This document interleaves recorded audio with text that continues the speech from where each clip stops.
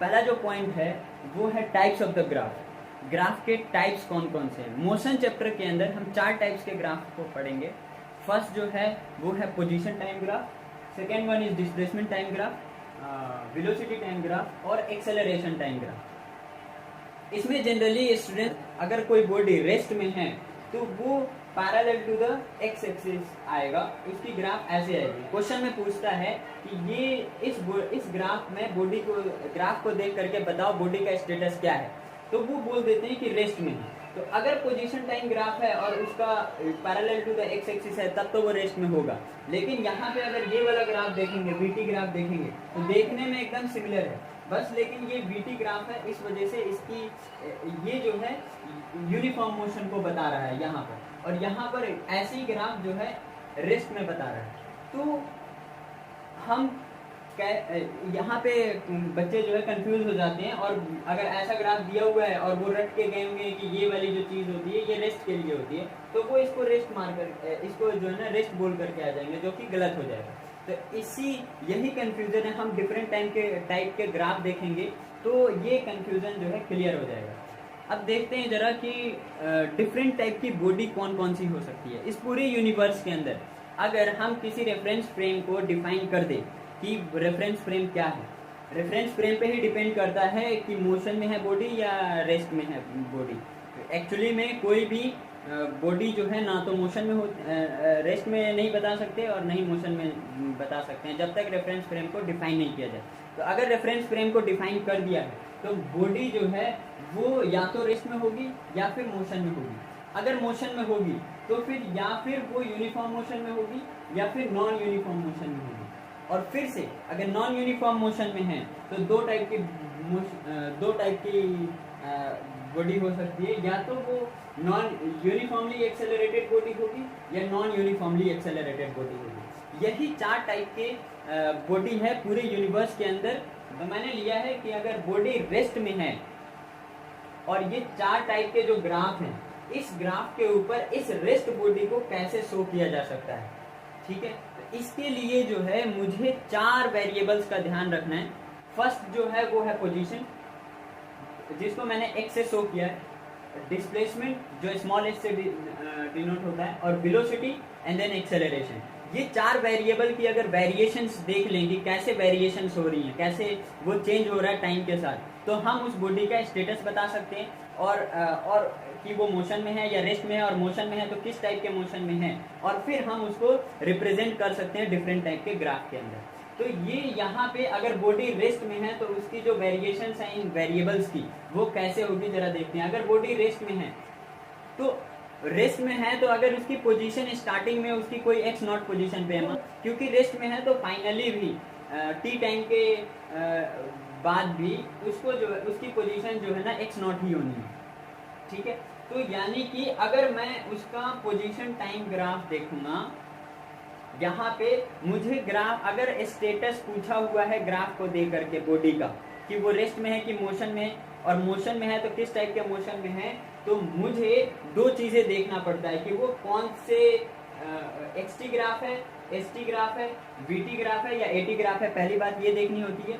दूसरी बात देखनी होती है कि उसका ग्राफ कैसा है, किस टाइप का स्ट्रेट लाइन है, इंक्लाइंड है, horizontal to the parallel to the horizontal line है, कैसा है। तो यहाँ पे देखो अगर बॉडी रेस्ट में है तो उसकी जो पोजीशन है वो चेंज नहीं होगी, उसकी पोजीशन चेंज नहीं होगी। अगर मुझे एक्सटी ग्राफ पता चल गया कि एक्सटी ग्राफ है तो उसमें रेस्ट बॉडी के अंदर एक्सटी ग्राफ देखो, स्टार्टिंग में अगर टाइम 0 है तो उसकी पोजीशन जो है एक्स नॉट है। तो अगर टाइम टी कंप्लीट होने के बाद भी उसकी पोजीशन एक्स नॉट ही है। तो यानी कि अगर यहाँ पे इससे पता चल रहा है इस वाले लाइन से कि पोजीशन चेंज नहीं हो रहा है इसके अंदर, तो यानी वो बॉडी रेस्ट में। अगर रेस्ट में ही मुझे एसटी ग्राफ को देखना है, अगर क्योंकि मुझे एसटी देखना है तो टाइम के साथ जो है ना डिस्प्लेसमेंट का चेंज देखो। तो यहाँ पे अगर बॉडी रेस्ट में है तो उसका डिस्प्लेसमेंट जो है स्टार्टिंग में भी 0 है और फाइनल भी 0 है। तो यानी उसकी एसटी पे अब मुझे ये बात ध्यान रखना कि हमेशा यहाँ पे y एक्सिस के ऊपर डिस्प्लेसमेंट होगा और टाइम एक्सिस जो है वो हमेशा हॉरिजॉन्टल लाइन रहेगी। तो यहाँ पे 0 टाइम के ऊपर उसकी डिस्प्लेसमेंट जो है 0 है, और टी टाइम के कंप्लीट होने के बाद भी उसका डिस्प्लेसमेंट जीरो ही रहना है। तो यानी कि यहाँ पे इसका जो ग्राफ है वो एक्स एक्सिस के ऊपर ही बनेगा, यानी जो टाइम एक्सिस है उसी के ऊपर एक स्ट्रेट लाइन आएगी। अगर मुझे रेस्ट बॉडी का ही, अगर मुझे रेस्ट बॉडी अगर रेस्ट में उसी का अगर बीटी के ऊपर, हमने देख लिया कि वो बीटी के ऊपर प्लॉट किया हुआ है, तो बीटी के ऊपर देखो यहाँ पे वी कैसे चेंज हो रहा है। तो रेस्ट में वी जो है स्टार्टिंग में भी जीरो है और फाइनल में भी जीरो। जाहिर सी बात है कि कोई भी बॉडी अगर रेस्ट में है तो उसकी इनिशियल वेलोसिटी भी जीरो होगी और टाइम के बीतने के बाद भी उसकी वेलोसिटी जीरो ही रहनी है, तभी वो कोई डिस्प्लेसमेंट कवर नहीं करेगा। तो यानी कि इसका स्टार्टिंग वाला भी time t is equal to zero पे भी उसकी डिस्प्लेसमेंट वेलोसिटी जीरो है और फाइनल टाइम टी के कंप्लीट होने के बाद भी उसकी डिस्प्लेसमेंट जीरो है। तो उसका भी ग्राफ ऐसा कुछ आएगा, ठीक है। तीसरी बात है कि एक्सेलरेशन, तो रेस्ट में एक्सेलरेशन भी स्टार्टिंग में जीरो होता है और फाइनल में जो है उसकी एक्सेलरेशन जो है जीरो होती है, तो उसका भी ग्राफ कुछ ऐसे मिलेगा।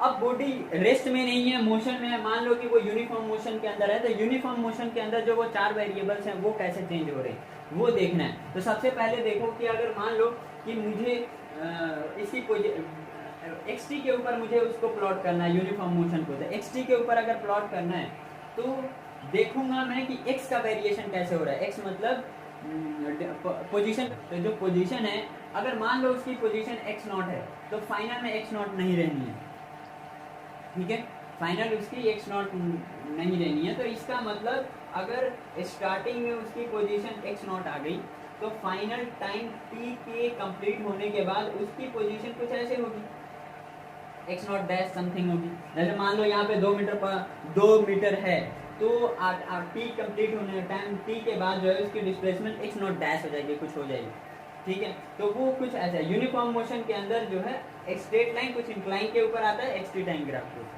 ठीक है। अच्छा, स्पेशल टाइप में इसमें देख सकते हैं कि अगर मान लो एक्स नॉट जो है यानी स्टार्टिंग वाली जो पोजीशन है, जो स्टार्टिंग वाली पोजीशन है वो जीरो भी हो सकती है। तो स्पेशल टाइम के ऊपर स्पेशल ग्राफ जो है इसका कुछ ऐसे भी हो सकता है, जैसे टाइम टी के ऊपर जो है जीरो टाइम पे उसकी जो पोजीशन है वो जीरो थी और आफ्टर टाइम टी कंप्लीट होने के बाद जो है उसका जो डिस्प्लेसमेंट है वो सम एक्स नॉट हो जाएगा या फिर कुछ एक्स नॉट डैश हो जाएगा, ठीक है, जीरो नहीं रहेगा मतलब। अब यहाँ पे अगर यूनिफॉर्म मोशन को ही मुझे बताना है एस टी ग्राफ के ऊपर, तो एस टी ग्राफ एस का वेरिएशन देखो कि एस कैसे वेरी कर रहा है। तो एस जो है स्टार्टिंग में जीरो है और फाइनल में क्या है, फाइनल में जीरो नहीं रहेगा क्योंकि वो मूव कर रहा है यूनिफॉर्मली मोशन। तो अगर अभी जो है स्टार्टिंग में अगर उसके जीरो है तो मूव कर रहा है, तो जाहिर सी बात है उसकी कुछ ना कुछ डिस्प्लेसमेंट आएगी। तो वो अगर स्टार्टिंग में उसकी जीरो है तो टाइम टी के कंप्लीट होने के बाद उसकी डिस्प्लेसमेंट जो है सम S1 हो सकती है, कुछ डिस्प्लेसमेंट आ जाएगा उसके अंदर। लेकिन अगर मैं बिलो से यूनिफॉर्म मोशन के अंदर अगर मैं ग्राफ वीटी के ऊपर वेलोसिटी टाइम ग्राफ वीटी के ऊपर अगर उस ग्राफ को प्लॉट करूं यूनिफॉर्म मोशन के लिए, तो यहाँ पे वीटी के देखो यूनिफॉर्म मोशन के अंदर वी कैसे चेंज हो रहा है, वी कैसे चेंज हो रहा है। यहाँ पे स्टार्टिंग वाली जो वेलोसिटी है वो वी है, तो फाइनल वाली वेलोसिटी कितनी होनी है, फाइनल वाली वेलोसिटी भी उसकी वी होनी है क्योंकि यूनिफॉर्म मोशन है, वहाँ पे वेलोसिटी का चेंज नहीं हो रहा। तो यहाँ पे टाइम टी के ऊपर भी उसकी वेलोसिटी वी मान लो और टाइम जीरो के ऊपर, और टाइम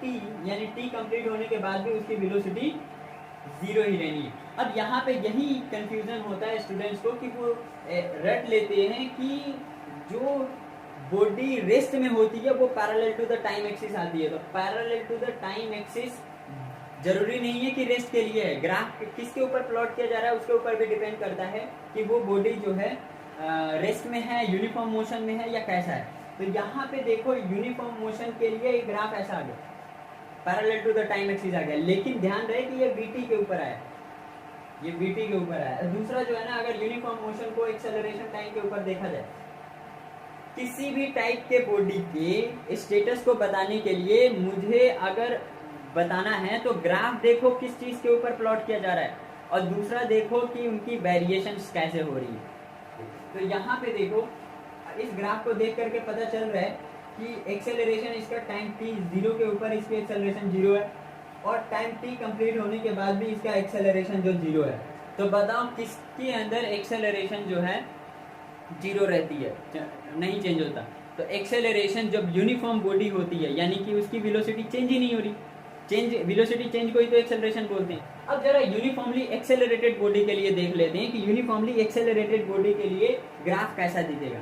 अगर मैं पोजीशन टाइम के ऊपर देखूं, अगर मैं पोजीशन टाइम जो है पोजीशन टाइम ग्राफ के ऊपर यूनिफॉर्मली एक्सेलरेटेड बॉडी को देखना हो, तो यहाँ पे देखो जरा वेरिएशंस कैसे हो रही हैं वेरिएबल्स के। वेरिएबल्स आपको 4 वेरिएबल्स ध्यान रखने हैं। किस किस का किसी भी बॉडी के स्टेटस को बताने के लिए 4 वेरिएबल को ध्यान रखना होता है। उसकी पोजीशन कैसे चेंज हो रही है, उसकी वेलोसिटी कैसे चेंज हो रही है, उसका डिस्प्लेसमेंट कैसे चेंज हो रहा है और उसकी एक्सेलरेशन कैसे चेंज हो रही है। तो यहाँ पे अगर मान लो मुझे xt के ऊपर xt के ऊपर देखना है कि उसकी वेरिएशन कैसे हो रही है, तो यूनिफॉर्मली जो अगर मान लो उसकी टाइम 0 के ऊपर जो पोजीशन है वो x0 है, यहाँ पे यूनिफॉर्मली एक्सेलरेटेड बॉडी के लिए अगर मान लो x0 है, तो फाइनली उसकी वेलोसिटी टाइम t के बीतने के बाद उसकी वेलोसिटी जो है, उसकी पोजीशन जो है वो x0 नहीं रहनी है, कुछ दूसरी हो जानी है। x0 डैश मान लेते हैं कि x0 डैश हो जाती है। लेकिन यहाँ पे भी तो ऐसे ही था, x0 चेंज नहीं हो रहा था। स्टार्टिंग में उसकी वेलोसिटी इसका x0 जो है वो कैसा x0 था और फाइनल में x0 नहीं था, तो इसको स्ट्रेट लाइन बनाया और इसको ऐसे क्यों बनाया, अपवर्ड पैराबोला क्यों बनाया, तो इसकी वेरिएशन ही कुछ ऐसी होती है। मैं एक एग्जांपल लेकर के बताऊंगा कि बाद में कि ये क्यों यूनिफॉर्मली एक्सेलरेटेड बॉडी के लिए इसका पैराबोला आता है, अपवर्ड पैराबोला आता है, ठीक है। या फिर डिस्प्लेसमेंट टाइम के ऊपर इसका ऐसा भी ग्राफ हो सकता है, जो डिस्प्लेसमेंट टाइम ग्राफ का यूनिफॉर्मली एक्सेलरेटेड बॉडी के लिए जो डिस्प्लेसमेंट टाइम के ऊपर जो प्लॉट किया हुआ ग्राफ को, वही ग्राफ यहाँ पे भी हो सकता है। क्यों?